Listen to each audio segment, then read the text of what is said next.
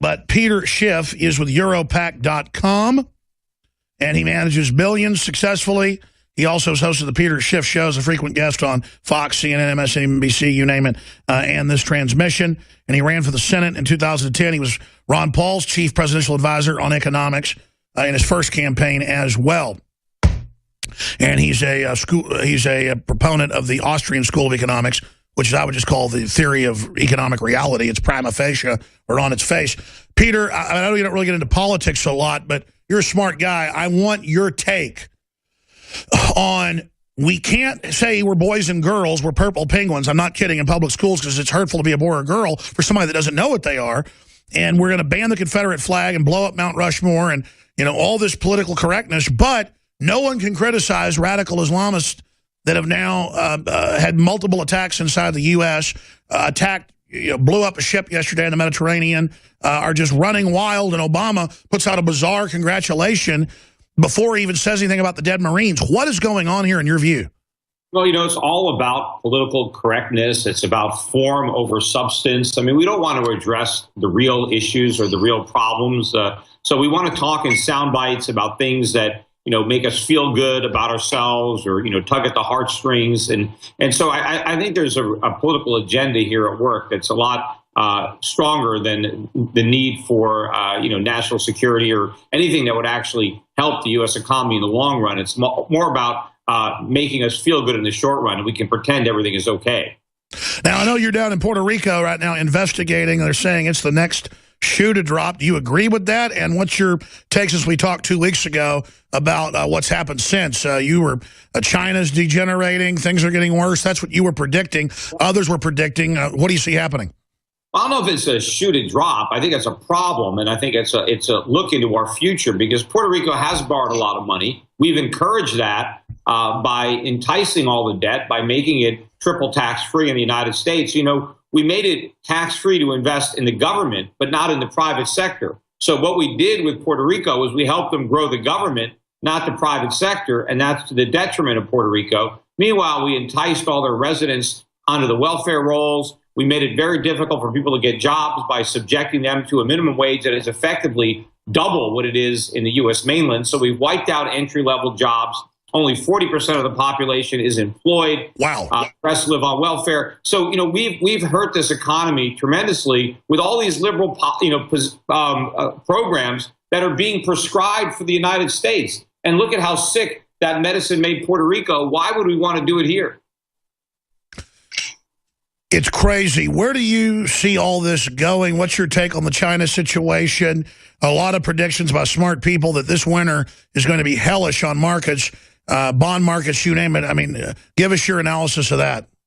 Well, most people are optimistic, I think, on the market, certainly the U.S. market. I don't share that. I don't think the market's going to collapse, though, because I don't think the Federal Reserve will allow it to collapse. I don't believe that the Federal Reserve is going to raise interest rates like everybody thinks. In fact, if you look at the testimony of Janet Yellen this week, she testified up on Capitol Hill. All the headlines were about how she's about to raise rates, how she reaffirms that the Fed's going to raise rates this year. That helped the dollar. That sent gold to a new low for the year. But if you actually look at what she said, she didn't say she was going to raise rates. All she said was that if the economy evolves the way they expect, which is a big if, because it never evolves the way they expect. They've been saying that for 2 years. If it gets better, they're going to raise them. Yeah, but they didn't even say they're going to raise them. All she said is if the economy evolves as they expect, it may be appropriate to raise rates. Not that it will be appropriate, but that it might be. And even if it is appropriate to raise them, that doesn't mean the Fed will raise them. I mean, the Fed could say, well, it's appropriate, but we're not going to do it because we don't want to. I mean, it's been appropriate to raise rates for years, and they haven't done it. In fact, it wasn't appropriate to lower them to zero. This is not about propriety. This is about expedience. And I think the Fed will keep interest rates at zero regardless of what's appropriate. Now, I always ask the questions when you come on, but what's on your radar screen economically? What's Peter Schiff looking at right now, both positive and negative? Look, I just look in amazement at how many people can be fooled by this gigantic bubble. And it's almost as if the bigger the bubble, the fewer people can see it. Because in my mind, this is worse than the bubble that led to the financial crisis of 2008. It's certainly worse than the bubble that led to this dot-com debacle in 2000, 2001. Yet everybody is so sanguine. Everybody thinks the U.S. economy is in great shape. They think Janet Yellen did a great job, just like they thought Alan Greenspan did a great job. He did a disastrous job. We lived through the 2008 financial crisis. That was the payback for what the mistakes that Greenspan made, except it wasn't payback enough because Ben Bernanke and now Janet Yellen came in to delay the full day of reckoning. We still haven't really dealt with all the consequences because we've postponed them with more quantitative easing, more 0% interest rates. But I think the economic crisis that we're heading for, the currency crisis, is going to dwarf, as far as the economic pain for average Americans and investors, than anything that happened in 2000 or 2008. Wow. What do you expect the politicians to do when that happens? Blame capitalism, blame a lack of regulation, blame the speculators. Who knows? They're going to point the finger everywhere but at themselves. But hopefully, because of talk shows like yours, enough information will get out there that more people will know to blame the government, to blame the bankers and the politicians for these problems, because capitalism didn't cause them. Had we had capitalism, we wouldn't have the problems. It's government interference with capitalism that is the cause of all these problems. Now, we're going to go to break and come back. I've got a bunch of economic questions I want to go over with you, but what are some of the other big things on your radar you're going to cover? Well, look at the economic data that keeps coming out. Look at personal spending numbers that came out horrible this week. And again, we keep getting more and more bad economic data, and everybody just glosses over it as if it never even came out, or they just dismiss it, and they just assume it's going to get better. Based on what? Based on hope? Just based on Janet Yellen saying she thinks the economy is going to improve? I mean, who cares what she thinks? She's never been right. And even if she thought the economy was going to get worse, that's the last thing she'd do is admit it. But she does look like a cave creature from that movie, The Descent. So she can get a job in Hollywood. I'm being sarcastic. This is An American President. Just add puppet, then vote and repeat every 4 years.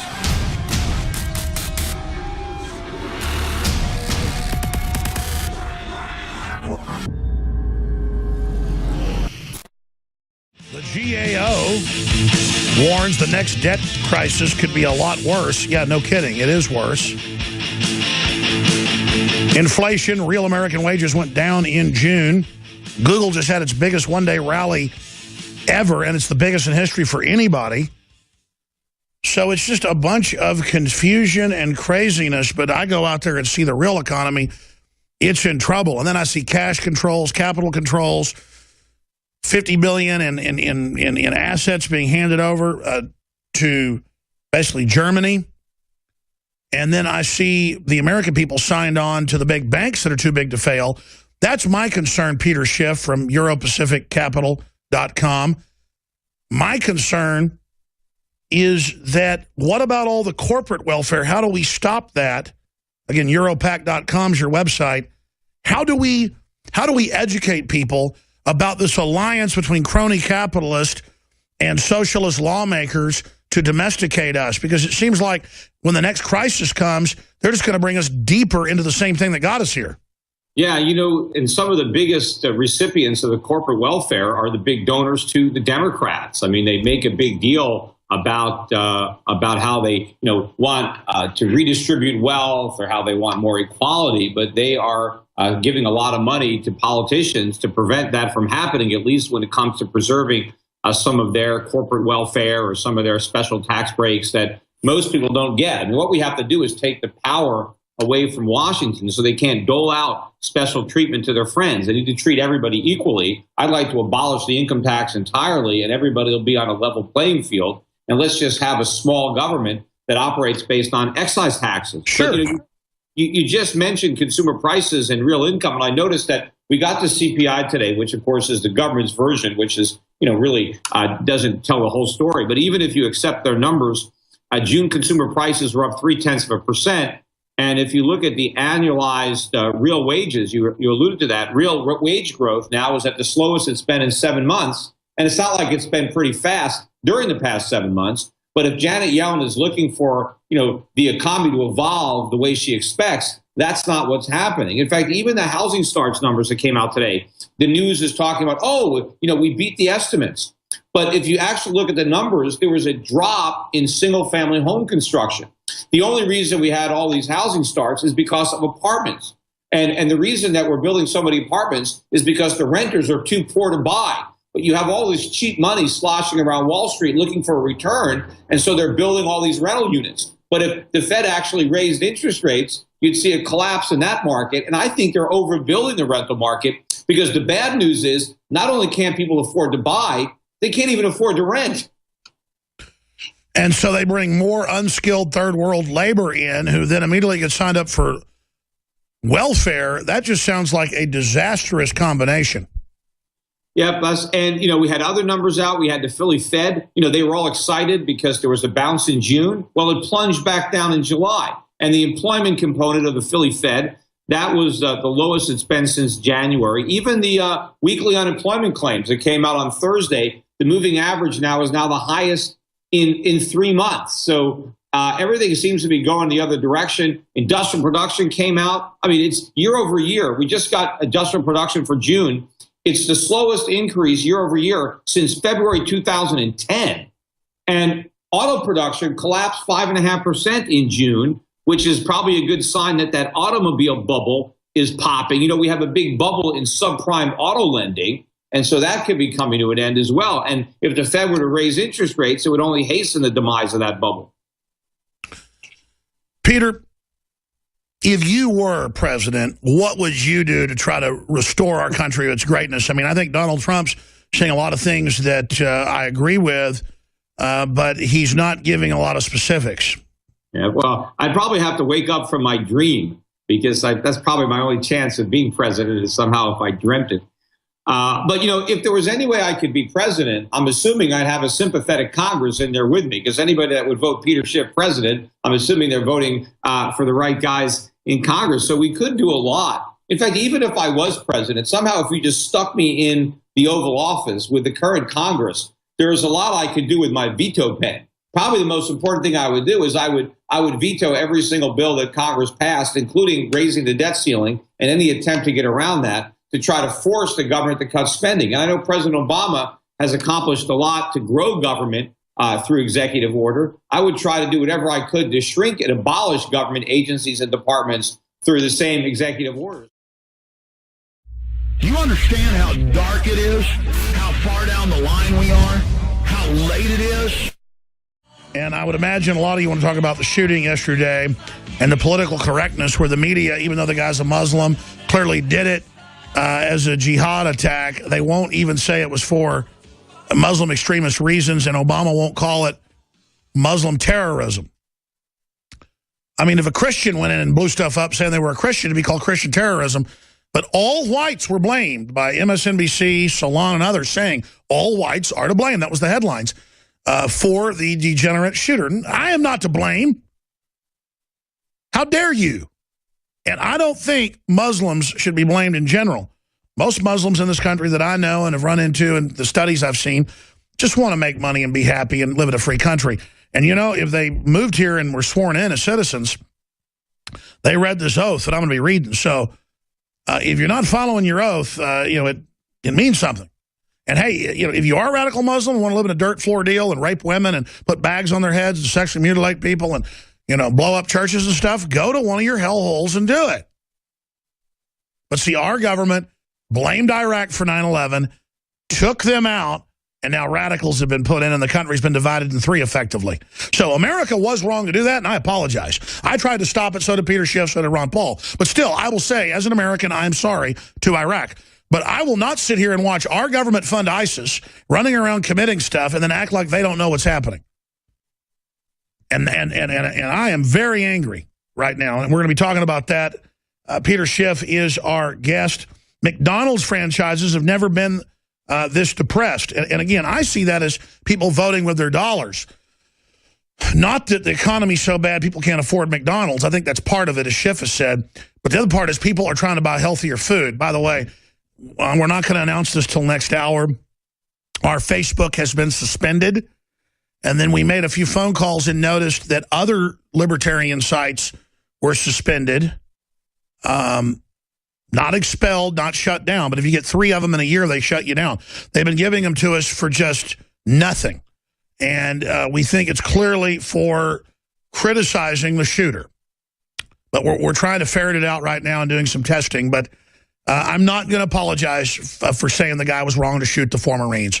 I know I'm racist and bad. It's like a liberal sacrament to blow a Marine's head off when they're unarmed. I get it. You're the good guys. I'm the bad guy and everything. But you're sick freaks. And Zuckerberg's a sick freak. Peter Schiff, Europac.net. Peter, you got about 7 minutes left. I know you got to go. Appreciate you coming on. I can sit here and ask my economic questions all day. The Greece situation, any more on that? What else are you looking at? And then what's some good news? Well, before I even mention Greece, as long as you're talking about McDonald's and restaurant sales, on the retail sales numbers that came out this week, we actually had a drop in restaurant and bar sales by 0.2%. That's the biggest decline since January of 2014. And, the problem is, college grads need a vibrant restaurant business because that's where they get their jobs. You graduate from college and then you can land a job at McDonald's. And so that's going to be problematic for our college grads. But as far as Greece is concerned, unfortunately, right, Greece is going to make a deal with the devil. They're going to stay in the Eurozone, but they're going to borrow even more money to do it. So the Greek people are going to go deeper into debt because the Greek government didn't want to deal with the consequences of abandoning socialism. You see, they need Europe's money to continue to make payments to Greek voters, even if they have to deliver some bad news and tell Greek pensioners and government workers that they're going to have to take some cuts. They would have to take much bigger cuts if they actually left the Eurozone. But that would actually be a good thing because what we need is less government in Greece and more freedom. Instead, they're going to agree to higher taxes. They're going to continue to keep people on the dole. And ultimately, there's going to be some kind of violent revolution in Greece because this is not going to work, what's going on. Is this about Western governments and the robber baron class living for the day and just robbing the bank, trying to build their armored redoubt, in some faraway place as they're now doing, headed for the exits, that there really isn't a big conspiracy? They kind of had a big global government talk to act like they had an exit plan, but really their exit plan is the collapse of civilization with all the stealing and the socialism and the redistribution, because they never back off the socialism or the corporate welfare. They seem to only double down. And if you study history, I was reading yesterday in the London Telegraph and also in several other papers, they say Rome is a rotting, festering rat hole now. Just 10 years ago, it was nice. Other mega cities are falling apart. I was back in New York recently. It looked like a third world country. It looked nice 10 years ago. I go to L.A. It looks scary, except in certain areas. I go to Dallas. I grew up there. It looks scary. What is going on? Yeah, well, first, it was a mistake for the European countries to have come together in a union. It was, because of politicians that wanted more power, that they sold it to the people. But it wasn't a good deal, not because it's preventing Greece from printing more money. Right. The problem is it's putting all these countries together is just growing the government. And I know Germany couldn't afford to allow the moral hazard of forgiving the Greek debt. So they have to keep them in there just so they can send a message to everybody else. But, it was a mistake now looking back for our states to have come together. The 12 initial colonies, given where we are today, we would be better off had they never formed a central government and had they stayed independent states. Maybe had we operated under the Articles of Confederation instead of the Constitution, because what the original framers intended was a very small federal government with very little power that would only tax us in times of war. And it would only deal with disputes between the states. Yeah, and now we have an all-powerful federal government. I think most states would be better off seceding from the Union. The average state would be better off if he wasn't part of the United States, if it was a separate country and it can operate with a lot less money. But now we're stuck together in this very imperfect union. Well, I agree with you. And, I've said we could have the states secede under the Declaration of Independence and then reform with a real limited federal government. Because we saw what happened last time. They tried that. There were some southern states that tried that, and we had, the Civil War. So it didn't work out so well. And then as a result of the Civil War, we got paper money, we got the income tax, we got all kinds of other bad things. But see, you're a smart guy. You know the real history of that. It had nothing to do with slavery until the end. And 2% of the South had slaves. It's a total red herring. It was all about Western expansion, all about tariffs in the North on Southern goods. And then they just tell the public, no, it was about hating black people, when in truth, that's why Robert E. Lee was the top general in the North, the commandant of West Point. They wanted him to be the head of the Northern forces.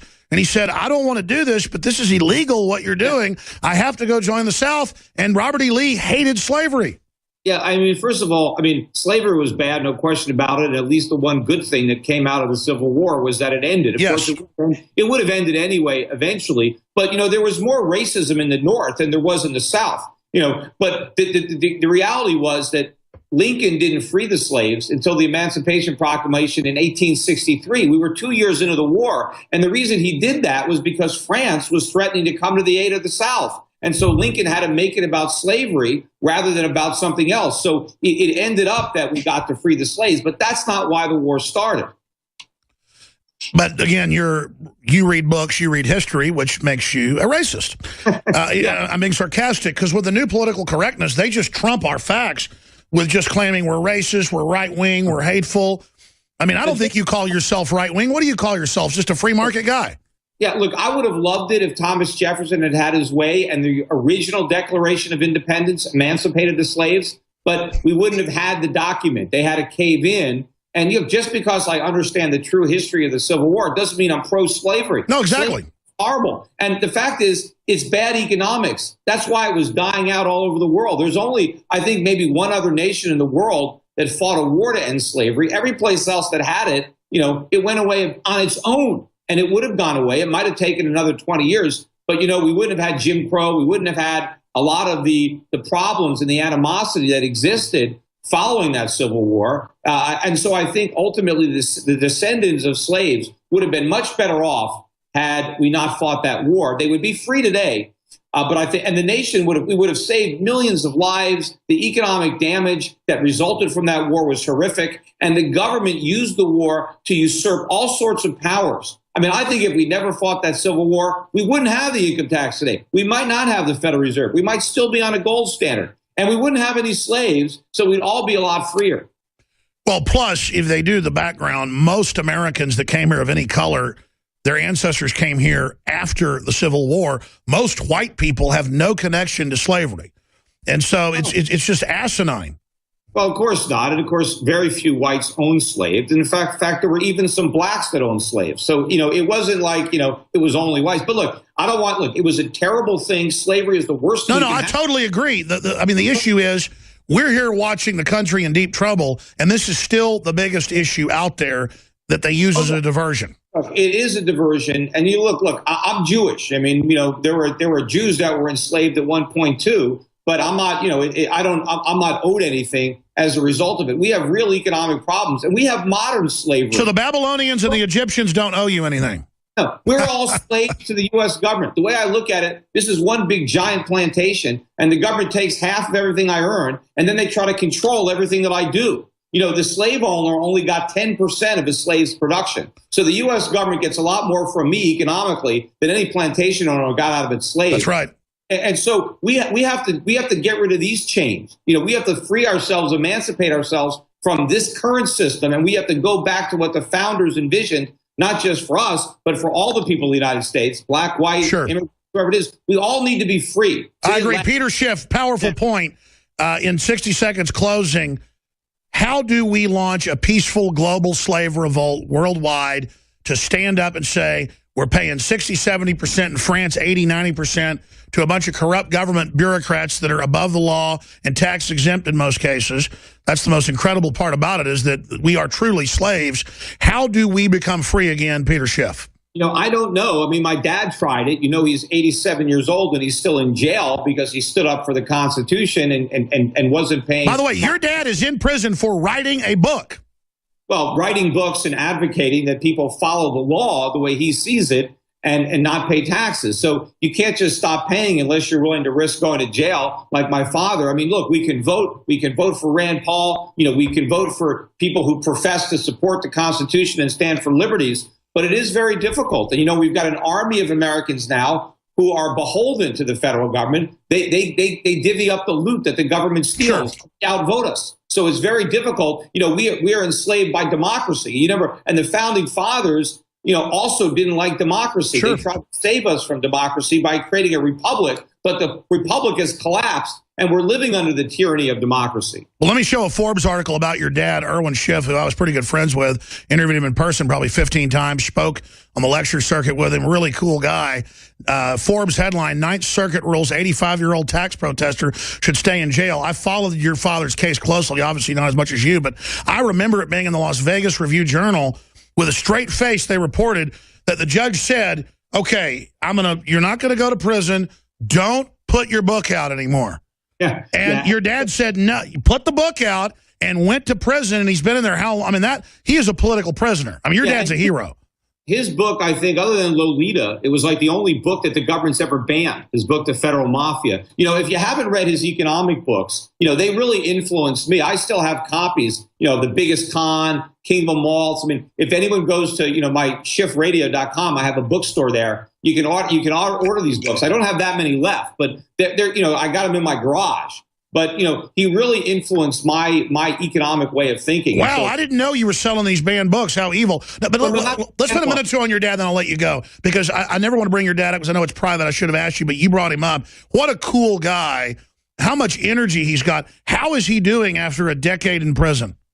Well, look, he's still alive. Most of his friends aren't. You know, none of his sisters are still alive. You know, so a lot of people that haven't made it to 87. And, you know, he's relatively healthy. I think he'd be in better shape if he was in a real hospital and not a government prison, but he only has a couple years left in his sentence. So hopefully he'll stay healthy long enough to get out so he can see his grandchildren and spend some time, you know, with his family, you know, before, you know, he meets his maker. But, you know, he really believed in what he did, and it's unfortunate, but, you know, the principles that he stood for, they're vibrant, it's still alive in a lot of people's minds. And, you know, a lot of the forecasts that he made in his book, The Biggest Con, that's the one I still sell, that he wrote in 1972, 1973. All this stuff is coming true. You know, his book was very prescient, but it was obviously very early because a lot of the things that he forecast are happening now. Much of the stuff happened later in the 1970s. Yeah, your dad battled the Federal Reserve, the New World Order, everything.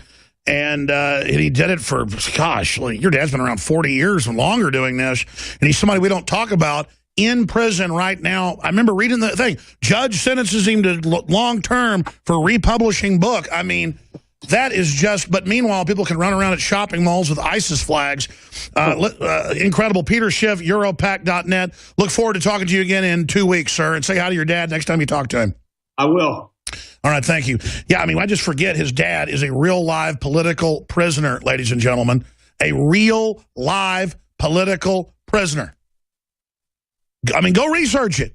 They tried to put, he was here in studio 2 weeks ago, or a week and a half ago, they tried to put Joe Bannister, highly decorated, 7 years as a Treasury agent, armed Treasury agent, and he heard a radio show saying the Federal Reserve's private, the IRS never got ratified, the income tax, he didn't believe it. He set out to disprove it for 2 years, found out it was true, went to his superiors, and they said, he said, I'm going to have to resign if you can't tell me this isn't true. And they said, listen, the fact that you even looked into this, resign. And then now his buddies call him and apologize, and now all know it's true. But they tried to put him in jail not once, but twice in the last 5 years. And he got jury trials, and the juries would go out and tell the news, it's like they proved his case. And all he was doing was giving speeches as a CPA. Look how Lois Lerner's trying to put everybody in prison, and she didn't get in trouble. I mean, folks, this is Nazi or Soviet level. I mean, this is chilling. I just got chills, so I'm saying chilling. I mean, my body just chills because I know I'm up to bat here. I don't like it. I can really feel the wings of the New World Order flapping around me. It's only because we're so public that we're even still here, so please pray for us. To celebrate the birth of our country and give a big thanks to all the info warriors out there, we are now offering free shipping on every item shipped out of the InfoWarsStore.com warehouse. That's free shipping on all t-shirts, books, and DVDs. Free shipping on Molon Labe and 1776 belt buckles, which are also 25% off while supplies last. Free shipping on all of our InfoWarsLife.com nutraceuticals. If it's in the InfoWarsStore.com warehouse, it's shipping for free, all during the month of July. It's our way of saying thanks to the true heart and soul of this operation, who stand beside us and support us as we wage an info war for liberty and freedom for all. InfoWarsStore.com. Free shipping for the month of July. Make us feel good about ourselves, or tug at the heartstrings, and so I think there's a political agenda here at work that's a lot stronger than the need for national security or anything that would actually help the U.S. economy in the long run. It's more about making us feel good in the short run, and we can pretend everything is okay. Now, I know you're down in Puerto Rico right now investigating. They're saying it's the next shoe to drop. Do you agree with that? And what's your take, since we talked 2 weeks ago about what's happened since? You were, China's degenerating, things are getting worse. That's what you were predicting. Others were predicting. What do you see happening? I don't know if it's a shoe to drop. I think it's a problem, and I think it's a look into our future, because Puerto Rico has borrowed a lot of money. We've encouraged that by enticing.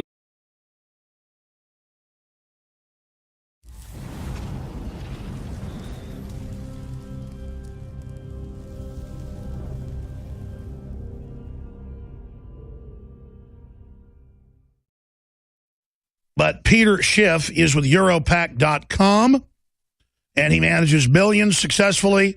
He also has hosted the Peter Schiff Show as a frequent guest on Fox, CNN, MSNBC, you name it, and this transmission. And he ran for the Senate in 2010. He was Ron Paul's chief presidential advisor on economics in his first campaign as well. And he's a proponent of the Austrian School of Economics, which I would just call the theory of economic reality. It's prima facie, or on its face. Peter, I know you don't really get into politics. It's crazy. Where do you see all this going? What's your take on the China situation? A lot of predictions by smart people that this winter is going to be hellish on markets, bond markets, you name it. I mean, give us your analysis of that. Well, most people are optimistic, I think, on the market, certainly the U.S. market. I don't share that. I don't think the market's going to collapse, though, because I don't think the Federal Reserve will allow it to collapse. I don't believe that the Federal Reserve is going to raise interest rates like everybody thinks. In fact, if you look at the testimony of Janet Yellen this week, she testified up on Capitol Hill.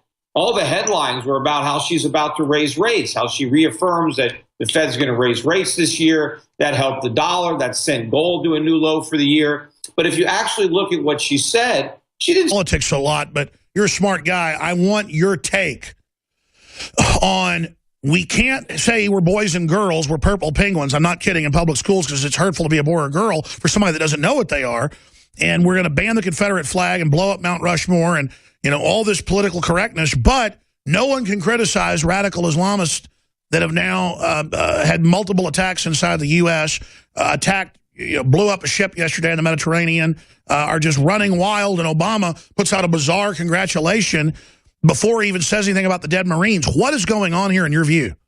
Well, it's all about political correctness. It's about form over substance. I mean, we don't want to address the real issues or the real problems. So we want to talk in sound bites about things that, all the debt by making it triple tax-free in the United States. We made it tax-free to invest in the government, but not in the private sector. So what we did with Puerto Rico is we helped them grow the government, not the private sector, and that's to the detriment of Puerto Rico. Meanwhile, we enticed all their residents onto the welfare rolls. We made it very difficult for people to get jobs by subjecting them to a minimum wage that is effectively double what it is in the U.S. mainland. So we wiped out entry-level jobs. Only 40% of the population is employed. Wow. The rest live on welfare. So, we've hurt this economy tremendously with all these liberal, programs that are being prescribed for the United States. And look at how sick that medicine made Puerto Rico. Why would we want to do it here?